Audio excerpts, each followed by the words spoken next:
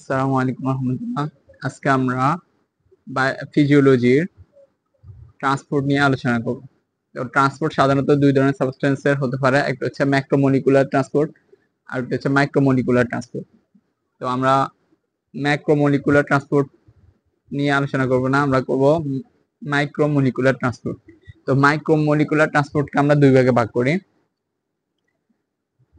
মাইক্রোমলিকুলার transport গুলোকে আমরা সাধারণত দুই ভাগে ভাগ করব, একটা on the basis of needed ATP, ATP এর প্রয়োজনের উপর ভিত্তি করে।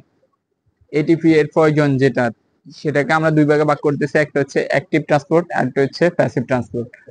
অ্যাক্টিভ ট্রান্সপোর্ট এক্ষেত্রে কি হয়, এটিপির প্রয়োজন হয়, আর প্যাসিভ ট্রান্সপোর্টে এটিপির প্রয়োজন হয় না। আর সবচেয়ে যে ইম্পর্টেন্ট পয়েন্ট সেটা হচ্ছে এই যে প্যাসিভ ট্রান্সপোর্ট, এক্ষেত্রে হয় অ্যালং দ্য ইলেকট্রোকেমিক্যাল গ্রেডিয়েন্ট, অর্থাৎ ইলেকট্রোকেমিক্যাল গ্রেডিয়েন্টের দিকে হয়।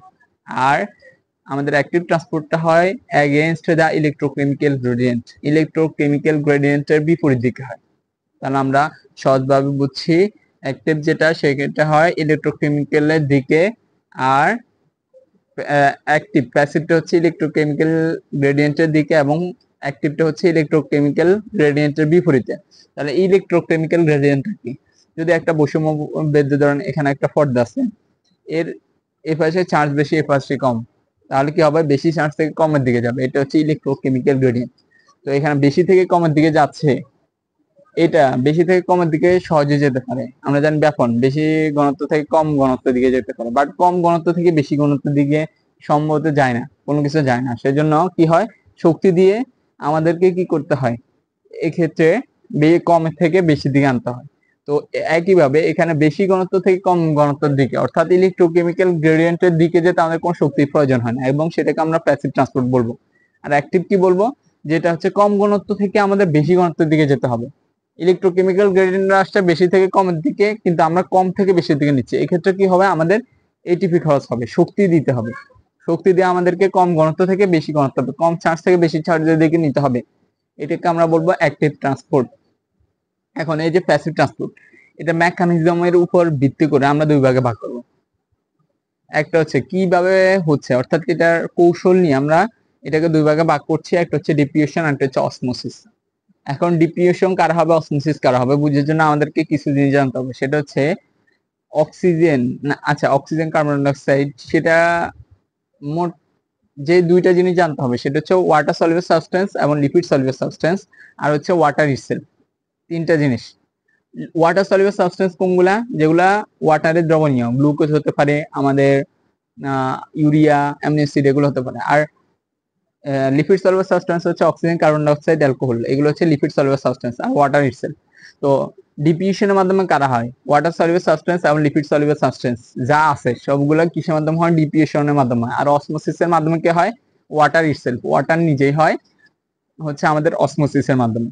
তো এবার ডিফিউশনে যেহেতু আমরা দেখতেছি ওয়াটার সলিউবল সাবস্টেন্স আছে, লিপিড সলিউবল সাবস্টেন্স আছে, দুইটা আছে। তো এই ডিফিউশনের মেকানিজমের উপর ক্যারিয়ার প্রোটিন লাগে কিনা, on the basis of needed carrier protein লাগে কিনা, এটার উপর বেস করে আমরা দুই ভাগে ভাগ করব। যেটাতে ক্যারিয়ার প্রোটিন লাগে না সেটা হচ্ছে সিম্পল ডিফিউশন, যেটাতে ক্যারিয়ার প্রোটিন লাগে সেটা হচ্ছে ফ্যাসিলিটেড ডিফিউশন, যেটাতে ক্যারিয়ার প্রোটিন লাগে না সেটা হচ্ছে সিম্পল ডিফিউশন। এখন কোনটাতে ক্যারিয়ার প্রোটিন লাগবে না, কোনটা সরাসরি সেল মেমব্রেনের বাইরে চলে যেতে পারবে, সেটা জানার জন্য আমাদেরকে আগে জানতে হবে যে আমাদের সেল মেমব্রেনটা কি দিয়ে তৈরি। আমাদের সেল মেমব্রেনটা হচ্ছে lipid bilayers with intersperse protein. Lipid bilayer, লিপিডের দুইটা স্তর দিয়ে গঠিত, এবং কি হয়, ভিতরে ইন্টারস্পার্স বিভিন্ন ছড়ানো ছিটানো প্রোটিন থাকে। তাহলে মূলত এটা লিপিড বাইলার দিয়ে গঠিত। এবং আমরা যে প্রোটিন, সেটাকে আমরা ওই সমুদ্রের ফেনার সাথে তুলনা করি, যে সমুদ্রের মধ্যে যে আমার ফেনা থাকে ছড়ায় ছিটায়, তেমনি আমাদের প্রোটিন গুলো থাকে। অর্থাৎ মূলত আমাদের সেল মেমব্রেনটা হচ্ছে লিপিড দিয়ে গঠিত। সুতরাং এর মধ্য দিয়ে সরাসরি কারা যেতে পারে, যেগুলো লিপিড সলিউবল সাবস্টেন্স, যেগুলো লিপিডের দ্রবণীয়, সেগুলো লিপিড সলিউবল সাবস্টেন্স গুলো সরাসরি চলে যাবে, এক্ষেত্রে কোনো ক্যারিয়ার প্রোটিনের প্রয়োজন হবে না। তাই এটাকে আমরা বলবো সিম্পল ডিফিউশন। আর যেটাতে ক্যারিয়ার প্রোটিন লাগবে সেগুলো হচ্ছে ফ্যাসিলিটেড ডিফিউশন। কারা, ওয়াটার সলিউবল সাবস্টেন্স, কারণ এরা লিপিড সলিউবল সাবস্টেন্স না, এরা সরাসরি যেতে পারবে না। এটা কি করবে, এরা ক্যারিয়ার প্রোটিনের মাধ্যমে যেতে হয়। এই ধরনের এই যে মেকানিজমকে আমরা বলবো ফ্যাসিলিটেড ডিফিউশন। এখন সিম্পল ডিফিউশনের কিছু উদাহরণ, সোডিয়াম চ্যানেল, পটাশিয়াম চ্যানেল। আর যদি বলা ফ্যাসিলিটেটেড উদাহরণ, সেটা হচ্ছে আমাদের টিউবিউলস এর মধ্যে ভ্যাসোলেটার ফ্লাটের মধ্যে যে গ্লুকোজ অ্যাবজর্পশন হয় সেটা হয় মূলত ফ্যাসিলিটেড ডিফিউশনের মাধ্যমে। এটাই হচ্ছে আমাদের প্যাসিভ ট্রান্সপোর্ট নিয়ে আলোচনা। এখন অ্যাক্টিভ ট্রান্সপোর্ট, অ্যাক্টিভ ট্রান্সপোর্টে কি লাগে, এটিপি লাগে, এবং এটা কি হয়, অ্যাগেন্স্ট ইলেকট্রোকেমিক্যাল গ্রেডিয়েন্ট। এখন এই অ্যাক্টিভ ট্রান্সপোর্ট এখানে on the source of ATP, ATP এর সরাসরি কোন সোর্স থেকে পাচ্ছে, সরাসরি পাচ্ছে নাকি সরাসরি পাচ্ছে না, এটার উপর ভিত্তি করে বেসিস করে আমরা দুই ভাগে ভাগ করব। একটা হচ্ছে প্রাইমারি অ্যাক্টিভ ট্রান্সপোর্ট আর একটা হচ্ছে সেকেন্ডারি অ্যাক্টিভ ট্রান্সপোর্ট।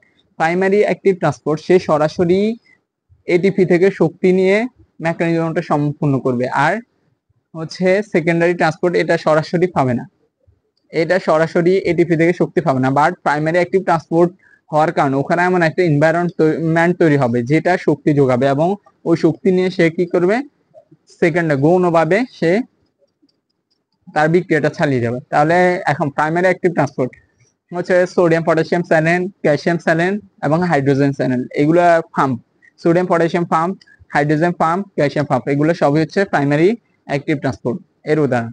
এখন সেকেন্ডারি অ্যাক্টিভ ট্রান্সপোর্টের উদাহরণ তো হচ্ছে সেকেন্ডারি অ্যাক্টিভ ট্রান্সপোর্ট বোঝানোর জন্য আমরা প্রাইমারি অ্যাক্টিভ ট্রান্সপোর্টের যে উদাহরণ ছিল সোডিয়াম পটাশিয়াম পাম্প, এই জিনিসটা আমরা একটু আলোচনা করি। আমাদের সোডিয়াম এবং পটাশিয়াম পাম্পের ক্ষেত্রে আমাদের ভিতরে যে সারফেস, এখানে সোডিয়াম, তিনটা সোডিয়াম থাকে আর বাইরে থাকে দুইটা পটাশিয়াম, তাহলে তিনটা সোডিয়াম বাইরে চলে যায় আর কি হয়, দুইটা পটাশিয়াম ভিতরে ঢুকে। এটা কিভাবে, এটিপি থেকে শক্তি নিয়ে, তাহলে এটা অবশ্যই প্রাইমারি অ্যাক্টিভ ট্রান্সপোর্ট। এখন আমরা যদি একটু খেয়াল করি, তিনটা সোডিয়াম বাইরে চলে গেল, দুইটা পটাশিয়াম ভিতরে গেল, কিন্তু ভিতরে এখনো কিন্তু একটা সোডিয়ামের ঘাটতি রয়ে গেছে, তখন কি হবে, এখানে যেহেতু একটা এদিকে গ্রেডিয়েন্ট তৈরি হয়ে গেছে, ভিতরে এখন একটা সোডিয়াম কম, সেজন্য কি হবে, আবার বাইরে থেকে একটা সোডিয়াম ভিতরে ঢুকবে এবং সাথে সে একটা গ্লুকোজ নিয়ে ঢুকবে। তাহলে সোডিয়াম আর গ্লুকোজ যে ঢুকছে, এরা কোথা থেকে শক্তি পাচ্ছে, আমাদের প্রাইমারি অ্যাক্টিভ ট্রান্সপোর্ট হওয়ার কারণে একটা শক্তি গ্রেডিয়েন্ট তৈরি হচ্ছে, ওখান থেকে তারা শক্তি পাচ্ছে। তো এটা হচ্ছে সেকেন্ডারি অ্যাক্টিভ ট্রান্সপোর্ট। তো সেকেন্ডারি অ্যাক্টিভ ট্রান্সপোর্টে আমরা উদাহরণ পেয়ে গেছি সোডিয়াম এবং গ্লুকোজ। তো এক্ষেত্রে খেয়াল করলে দেখা যাবে যে সোডিয়াম আর গ্লুকোজ দুইটা কিন্তু ভিতর দিকে ঢুকছে, তো একই দিকে, দুইটা ডিরেকশন একই দিকে, তাহলে তাদের ডিরেকশনের উপর ভিত্তি করে যদি একই দিকে হয় আমরা সেটাকে বলবো কো ট্রান্সপোর্ট। আর যদি ভিন্ন দিকে হয়, যেমন সোডিয়াম অ্যামোনো অ্যাসিড, এক্ষেত্রে সোডিয়াম অ্যামোনিয়া, তারপর হচ্ছে সোডিয়াম গ্লুকোজ, এগুলোর ক্ষেত্রে যদি সোডিয়াম ঢুকে গ্লুকোজ বের হয় বা সোডিয়াম ঢুকলে অ্যামোনো অ্যাসিড বের হলো, তাহলে কি হবে, এই জিনিসটাকে আমরা তখন বলবো অ্যামোনিয়া, সোডিয়াম অ্যামোনো অ্যাসিড। তো সোডিয়াম ঢুকলো অ্যামোনো অ্যাসিড বের হলো, তো এই ক্ষেত্রে এটাকে বলবো আমরা কাউন্টার ট্রান্সপোর্ট। তাহলে আমরা একবারে ফুল রিভিউ করি, ট্রান্সপোর্টকে আমরা মোটা দাগে দুই ভাগে ভাগ করবো। একটা হচ্ছে on the basis of ATP, needed ATP, একটা হচ্ছে অ্যাক্টিভ ট্রান্সপোর্ট, একটা হচ্ছে passive transport. Active transport no need ATP, এটা নিড এটিপি, আর প্যাসিভ ট্রান্সপোর্টে নো নিড এটিপি। প্যাসিভ ট্রান্সপোর্টকে আমরা দুই ভাগে ভাগ করব মেকানিজমের উপর ভিত্তি করে, একটা হচ্ছে ডিফিউশন আর একটা হচ্ছে অসমোসিস। ডিফিউশন হচ্ছে lipid soluble substance, water soluble substance, আর অসমোসিসের মাধ্যমে ওয়াটার ইটসেলফ। এখন এই ডিফিউশনকে আবার দুই ভাগে আমরা ভাগ করব, career protein on the basis of needed career প্রোটিনের উপর নির্ভর করে। এটা হচ্ছে সিম্পল ট্রান্সপোর্ট আর ডিফিউশন, আর একটা হচ্ছে ফ্যাসিলিটেড ডিফিউশন। সিম্পল কারা, সিম্পল হচ্ছে লিপিড সলিউবল সাবস্টেন্স, এবং ফ্যাসিলিটেড ডিফিউশন কারা, তারা হচ্ছে আমাদের যাদের ক্যারিয়ার প্রোটিন লাগবে এবং ওয়াটার সলিউবল সাবস্টেন্স যেগুলো, এগুলা। তারপরে হচ্ছে আমাদের অ্যাক্টিভ ট্রান্সপোর্ট। অ্যাক্টিভ ট্রান্সপোর্টের ক্ষেত্রে আমরা এটাকে ভাগ করতেছি কিসের উপর ভিত্তি করে, শক্তির সোর্সের উপর ভিত্তি করে। যেখানে শক্তি সরাসরি এটিপি ভেঙে উৎপন্ন হয় সেটা হচ্ছে প্রাইমারি অ্যাক্টিভ ট্রান্সপোর্ট, আর যেখানে গৌণভাবে পাওয়া যায় শক্তি, অর্থাৎ প্রাইমারি অ্যাক্টিভ ট্রান্সপোর্ট হওয়ার কারণে এমন একটা এনভায়রনমেন্ট তৈরি হয় যেখান থেকে তারা শক্তির মাধ্যমে নতুন একটা বিক্রিয়া তৈরি হয়, সেটা হচ্ছে সেকেন্ডারি অ্যাক্টিভ ট্রান্সপোর্ট। এটাকে যদি এক্ষেত্রে যদি দুইটা, যে দুইটা ডুবতেছে সেটা একই দিকে যদি হয় সেটাকে আমরা বলবো কোন ট্রান্সপোর্ট, আর যদি বিনিময়টা যে বিক্রিয়া দুইটা হচ্ছে একটা যদি ভিতরে একটা বাইরে হয় সেটাকে আমরা বলবো কাউন্টার ট্রান্সপোর্ট। এটা হচ্ছে আমাদের ট্রান্সপোর্ট নিয়ে সহজ আলোচনা।